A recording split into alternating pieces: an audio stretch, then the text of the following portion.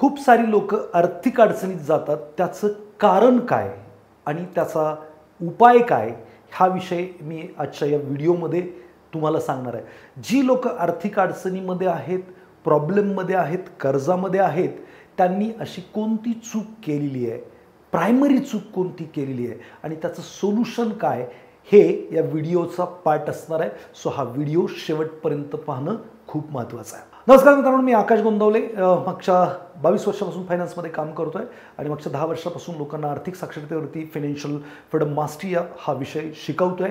हजारो लोकांना financial freedom मिळवण्यास मदत केलेली आहे.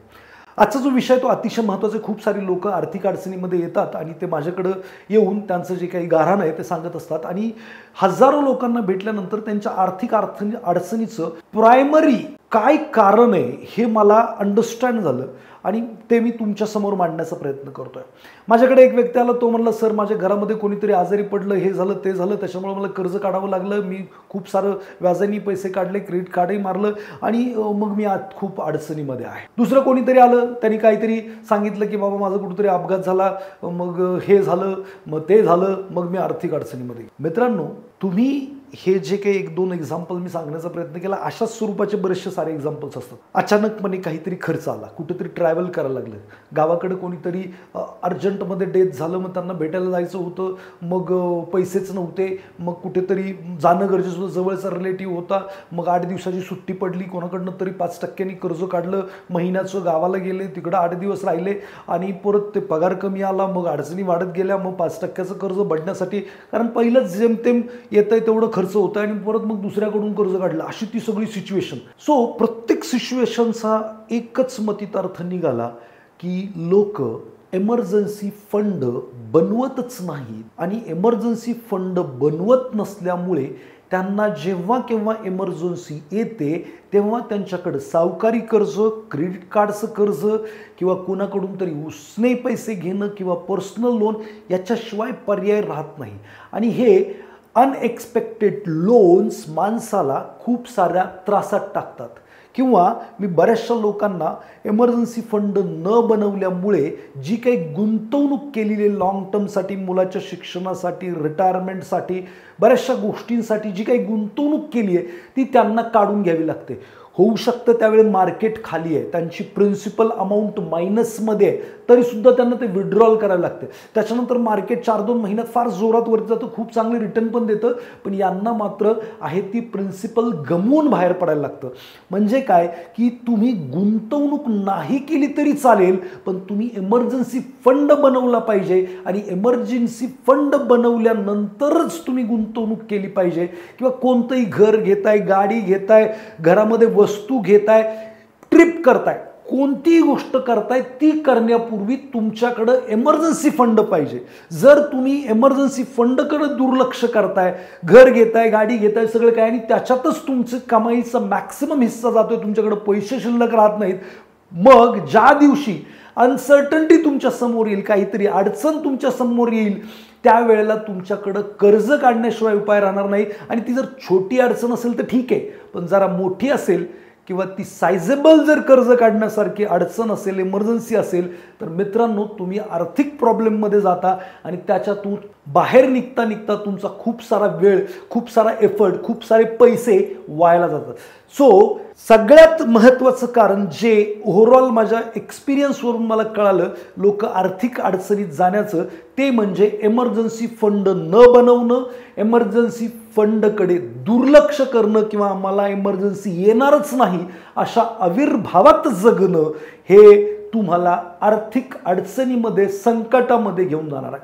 सो एमर्जन्सी फंड तुम्ही बनवलाच पाहिजे, हे त्याचं सोल्युशन आहे. तर एमर्जन्सी फंड काय असतो, तर ज्या काही अनसर्टन्टी आहेत, अनएक्सपेक्टेड खर्च आहेत, अनएक्सपेक्टेड इव्हेंट आहेत, ते फुलफिल करण्यासाठी तुमच्याकडे पुरेसे पैसे असणं म्हणजे एमर्जन्सी फंड.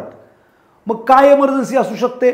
आजारपण असू शकतं, अपघात असू शकतो, काहीही एमर्जन्सी असू शकते आणि त्यावेळेला तुमच्याकडं पैसे असलेच पाहिजे. अचानकपणे जॉब गेला तर काय करणार? समजा तुम्ही जिथं काम करताय तिथून तुम्हाला काढून टाकलं, पुढच्या महिन्यापासून तुम्हाला हप्ते भरायचे, तुम्हाला जे काही रुटीन खर्च आहे, शाळेची फी भरायची, किराणा भरायचं, सगळं काही करायचं आहे, पैसेच नाहीत, मग काय करणार? सो इमर्जन्सी फंड कुठल्याही इमर्जन्सीला कामाला येऊ शकतो आणि इमर्जन्सी फंड तुम्ही बनवलाच पाहिजे. इमर्जन्सी समजलंय की जे अनप्लॅन्ड आहे, जे काही माहीत नाही आहे, अचानक उद्भवणारा खर्च आणि ते भागवण्यासाठी आपल्याकडे पैसे असणं आणि इमर्जन्सी असणं, म्हणजे तात्काळ पैसे उपलब्ध होणं, हे फार महत्त्वाचं आहे. आणि तात्काळ पैसे उपलब्ध करायचे असतील तर आपल्याकडे काय गरजवंताला अक्कल नसते असं म्हणतात, आणि मग ते कुठल्याही व्याजदराने, कुठल्याही माणसाकडून, कुठल्याही पद्धतीने ते पैसे रेस करण्याचा प्रयत्न करतात आणि मग आर्थिक अडचणीला सुरुवात होते आणि ते पुढे कायमचे राहतं.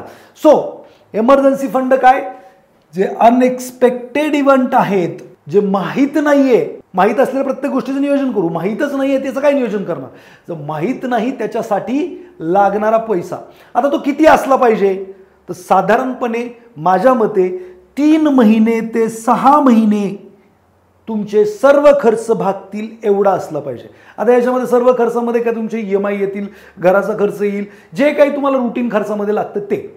आता तुमचा मासिक पगार किती याच्यावरती हे डिपेंड करत नाही, तर तुमचा मासिक खर्च काय तो तुमच्याकडे 3 महिने ते 6 महिन्याचा असलाच पाहिजे.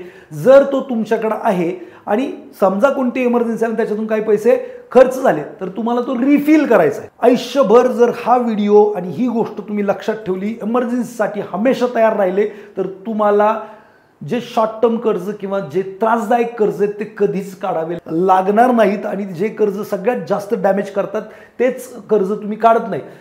का महत्वाचं आहे? कारण का काय महत्वाचं आहे इमर्जन्सी फंड? तर तुम्ही अवॉइड करू शकता कर्ज घेणं. कर्ज अवॉइड करण्यासाठी महत्वाचं आहे, you simply don't know what is going to happen. साध्या भाषेत सांगायचं म्हणलं ना तर इथून बाहेर पडल्यानंतर माझ्याबरोबर काय घडणार आहे हे कोणालाच माहीत नाही. मला पण माहीत नाही, तुम्हाला पण माहीत नाही, कोणालाच माहीत नाही. मग असं काही घडलं ज्याच्यामध्ये तुम्हाला आर्थिकदृष्ट्या पैशांची गरज पडली आणि आर्थिकदृष्ट्याने सगळे प्रॉब्लेम सॉल्व्ह होतात. अचानक दात दुखायला लागला, हे काही ठरवू नये का? अचानक गुडघे दुखायला लागले, ठरवू नये का? खर्च करायला लागेल, चालताच येईना उद्यापासून, तर काय करणार? दात दुखतंय, बोलता येईना, काहीच करता येईना, माझ्याकडे पैसेच नाही आहेत. इमर्जन्सी तुम्हाला रेज करायला लागतील, पैसे कुठून तरी आणायला लागतील. आता हे ठरवून तर होऊ शकत नाही. सो जे इव्हेंट तुम्हाला फायनान्शियली पैशांची रिक्वायरमेंट मागतील अशा इव्हेंट्स कोणालाही माहीत नसतात. सो कर्जापासून वाचण्यासाठी इमर्जन्सी फंड फार फार महत्त्वाचा आहे. जर तुम्हाला कर्जात जायचं नाही, आर्थिक अडचणीत जायचं नाहीये, तर तुम्हाला इमर्जन्सी फंड खूप महत्त्वाचा आहे. आणि कुठं ठेवला पाहिजे तो? जर तुम्ही इमर्जन्सी फंड बनवताय तर लिक्विड म्युच्युअल फंडमध्ये ठेवा, बँकेच्या FD मध्ये ठेवा, जिथून तुम्हाला इझिली पटकन पैसे उपलब्ध होतील आणि ते पैसे व्होलेटाईल नाही आहेत, कमी जास्त होत नाहीत, मार्केटवरती डिपेंड नाही आहेत. अशा कुठल्याही इन्स्ट्रुमेंटमध्ये तुम्ही ते पैसे ठेवले पाहिजेत जे इझिली तुम्हाला हवे तेव्हा काढता येतील. नाहीतर तुम्ही काय कराल, माझ्याकडे इमर्जन्सी फंड बनलाय, सगळ्याच इक्विटी मार्केटमध्ये टाकलाय किंवा सगळ्यात इक्विटी म्युच्युअल फंडला टाकलाय, सगळ्याच गोल्डमध्ये टाकलाय किंवा अजून कुठे टाकलाय, तर मग काय होणार? तो लिक्विड नाही होणार इझिली. आणि जर तो लिक्विड नाही झाला इझिली किंवा त्यावेळी मार्केट क्रॅश आहे किंवा सोनंच खाली आहे, तुम्ही घेतलंय त्या किमतीपेक्षा, तर कदाचित तुम्हाला लॉसमध्ये जाऊन ते विकावं लागेल. मग असे इन्स्ट्रुमेंट तुम्ही शोधले पाहिजेत लिक्विड फंड पार्क करण्यासाठी, जिथं तुम्हाला ते इझिली पण मिळतील आणि त्याच्यामध्ये पैसे कमी नाही होणार आणि जनरली तुम्हाला व्याज काही ना काहीतरी त्याच्यावरती मिळत राहील. सो मित्रांनो, माझ्या करिअरचा जो अनुभव आहे तो मी सांगण्याचा प्रयत्न केला आहे. मेजरली लोक प्रॉब्लेममध्ये येतात, याचं कारण आहे इमर्जन्सी फंडनं बनवणं. इमर्जन्सी फंड काय असतो, किती दिवसांचा बनवलं पाहिजे, कुठे तो ठेवला पाहिजे आणि का महत्त्वाचं आहे, ह्या सगळ्या गोष्टी मी तुम्हाला या व्हिडिओमध्ये सांगितल्या आहेत. व्हिडिओ जर तुम्हाला आवडला असेल तर लाईक, शेअर आणि कमेंट नक्की करा की काय तुम्हाला महत्त्वाचं वाटतंय का नाही इमर्जन्सी फंड बनवणं. भेटूयात मित्रांनो पुढच्या व्हिडिओमध्ये अशाच नवीन टॉपिकसह.